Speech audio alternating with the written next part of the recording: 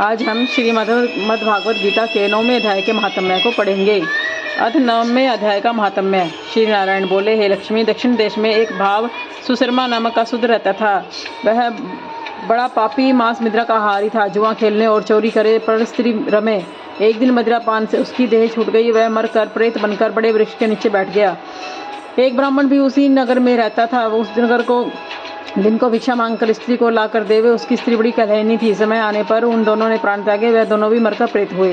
वह भी उसी वृक्ष के तले आकर रहने लगे जहाँ प्रेत रहता था। वह रहते रहते कुछ साल व्यतीत हुआ। एक दिन उसकी स्त्री पिशाचिनी ने कहा, हे पुरुष पिशाच, तुमको कुछ पिछले जन्म की खबर है? तब पिशाच ने कहा, खबर है, मैं पिछले जन्म में ब्राह्मण था। तब पिशाचिनी ने कहा, तुमने पिछले जन्म में क्या साधना करी थी जिससे तुम्हारे पिछले जन्म की खबर है? तब उसने कहा, मैं पिछले जन्म में एक ब्राह्मण से अध्यात्म कर्म सुनता था। तब वही फिर पिशाचिनी ने कहा, तुमने और कौन सी साधना करी थी? वह ब्राह्मण कौन था? वह अध्यात्म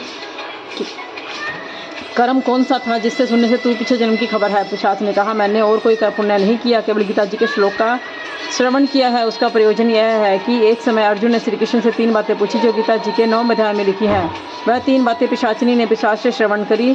इन बातों के सुनते ही एक और भूत प्रेत वृक्ष से निकला। उसने कहा, मैं पिशाचिनी, यह 3 बातें फिर से कहो। अब कह रही थी। पिशाचिनी ने कहा, तू कौन है?